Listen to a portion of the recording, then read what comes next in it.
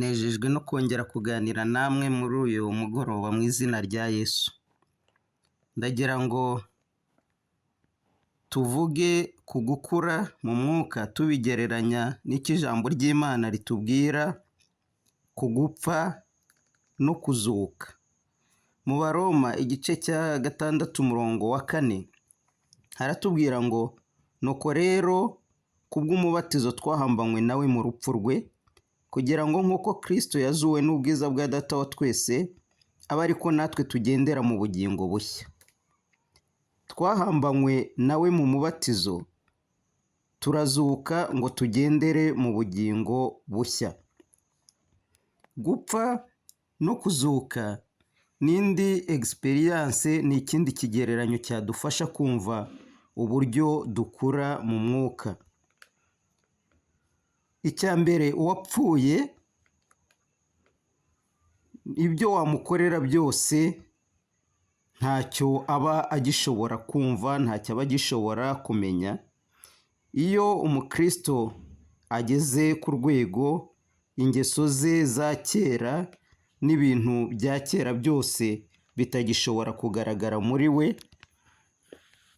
ubuzima yaba abayemo bwose, uburyo yabagaho kera bikaba bitakigaragara, aba yamaze gupfana na Kristo, aba yagize iyi experience yo gupfana na Kristo, yo gupfa. Mu Bakolosayi igice cya 3:3 Pawulo yaravuze ngo kuko mwapfuye kandi ubugingo bwanyu bukaba bwarahishanywe na Kristo mu Mana. Ageze ku murongo wa 5 aravuga ngo kubera uko gupfa rero twapfuye ubugingo bugahishanwa na Kristo. Aravuga ngo nuko rero mwice ingeso zanyu z'iby'isi. Iyo hari ibya kera wumva bikirimo, uba ukiriho, uba utarapfana na Kristo. Urupfu rwa Kristo ruba rutaraba realite muri wowe.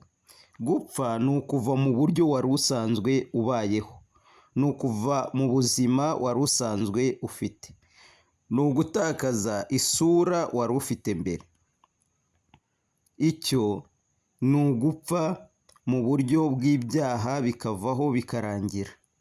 Hanyuma kuzuka ni ukugira imibereho mishya. Uzutse ntaba asa n'uko yasaga atarapfa.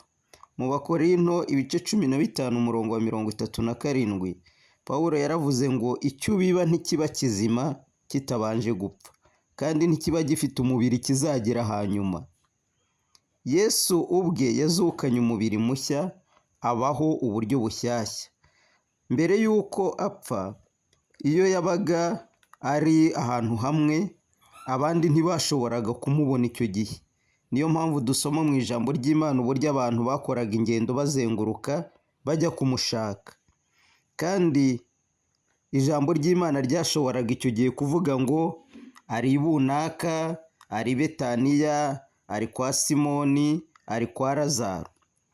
Ariko amaze kuzuka, nta wamenyaga aho aturutse, nta n'uwamenyaga n'aho agiye.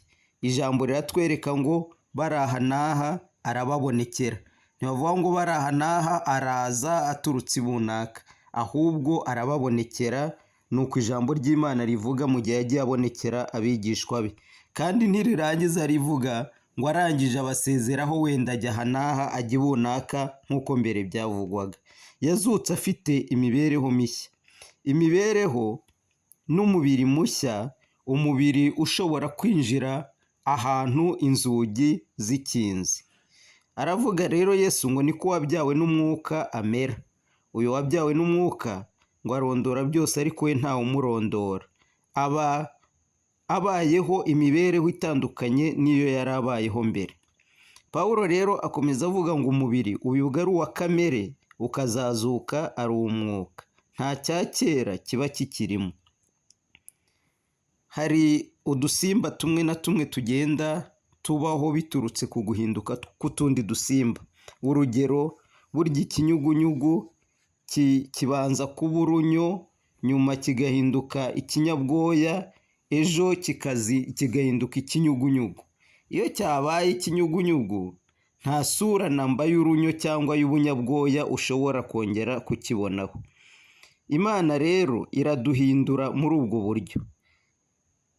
tugenda dupfa buhoro buhoro ku ngeso zacu za kera, zikicwa n'uburyo tugirana ubusabane na Yesu, kuko Imana yaduhamagariye gufatanya na Yesu Kristo. Yesu ni insegitiside, yica ibyaha, yica ingeso zacu za kera, yica imibereho yacu y'ibyaha. Kristo tuzi ko ijambo ry'Imana ritwereka ko ari umucyo. Uko dusabana nawe niko urumuri rugenda rwiyongera, hanyuma umwijima ukagenda uhunga kuzageza ushizeho. Dukwiye gushishikazwa n'uko tugira egisperiyanse yo gupfana na Kristo, aho umuntu yumva hari ibintu mbere byamubagamo bibi, bidashimisha Imana, bitari ubushake bw'Imana, uyu munsi niyo wamukorera ikimeze gute bidashobora kuza, kuko nk'uko natangiye mbivuga, uwapfuye wamuhagarara iruhande ukamutuka, wakubita, ibyo wakora byose nta kintu na kimwe, nta reagisiyo agira, kubera ko aba yarapfuye. Dukwiye kubanza gupfa. Ntushobora kuzuka utarapfuye, ugomba kubanza ugapfa. Uko rero tugenda dupfa ku ngeso za kera niko gukura. Hanyuma uko tugenda tugira imibereho mishyashya isimbura ibya kera, tuba turimo gukura mu mwuka. Imana yifuza ko tugenda tugira impinduka mu buzima bwacu, kuzageza aho nta bya kera biba bikitugaragaramo. Kandi si twebwe twipfisha, ahubwo ibyo byose bigenda bipfa kubw'ubusabane tugirana na Kristo. Niwe muti wica ibya kera. Iyo tubyiyiciye ubwacu, mu kanya gato biragaruka. Rimwe ngo igikona kigeze kirakaranya n'urukwavu, hanyuma urukwavu rujya ahantu ruripfisha, kugira ngo igikona nikijya kururya ruze guhaguruka rukihimureho. Hanyuma rero ngo haza kurutuma ikindi gisiga ngo kijye kubwira igikona ngo ngwino tujye kurya ruriya rukwavu. Hanyuma igikona kigira amakenga, ngo kiravuga ngo ruriya rukwavu ndi kurureba nkabona rutapfuye. Ikindi giti rwapfuye, ngwino tujye kururya. Hanyuma ngo nyuma yaho ngo igikona kiravuga ngo kera mama atarapfa yarambwiye ngo iyo urukwavu rwapfuye rushinga umurizo, none ruriya ndabona uryamye. Ngo ako kanya rubyumvishe rurawushinga, igikona gihita kimenya ko rutapfuye. Iyo umuntu ubwe ari we ugerageza gusa naho yiyicira ingeso ze za kera, amera nk'urwo rukwavu. Iyo ahuye n'ibizikangura zirongera zikazuka. Gupfa, kugira egisperiyanse yo gupfa kwa Kristo, nuko rwose ibya kera niyo haza ibidukomeretsa bimeze gute, biba bitakiboneka muri twebwe, tuba twagize iyo egisperiyanse.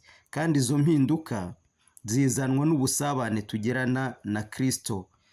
Bibiliya yavuze, Bakolosayi navuze 3, kuko mwapfuye kandi ubugingo bwanyu bukaba bwarahishanywe na Kristo mu Mana. Ubwo twapfuye rero, nta mpamvu n'imwe yo gutuma ibyo twapfuyeho byongera kugaragara. Iyo rero hari ibintu wiyumva nawe wicara ukavuga ngo ariko ibi byagiye gute, byarangiye gute. Hari umudamu twigeze tuganira aravuga ngo ningera mu ijuru, ngo ikintu cya mbere nzabaza Imana ni umuti yampaye kugira ngo ndeke inzoga. Nawe wakwibaza uti wa mujinya wagiye he, ya magambo nagiraga, kwa kutihangana nagiraga, n'ibindi wiyiziho bya kera. Uko ibyo rero bigenda bipfa burundu ku buryo utakibyumva, niko uba uri gukura mu buryo bw'umwuka. Wegere Kristo, niba hari ibya kera ukiyumvamo, umubwire uti ndashaka kugira egisperiyanse yo gupfana nawe, kugira ngo ibi byose birangire, hanyuma mbone uko mbaho mu buzima bushyashya butakirangwamo ibyo ngibyo. Imana ikugirire neza kugira ngo umenye yuko gukura ari ukwica ingeso za kera, kugeza zirangiye muri twebwe burundu, tukabaho mu bugingo bushya. Nibyo nkwifuriza mu izina ry'Umwami wacu Yesu Kristo. amen.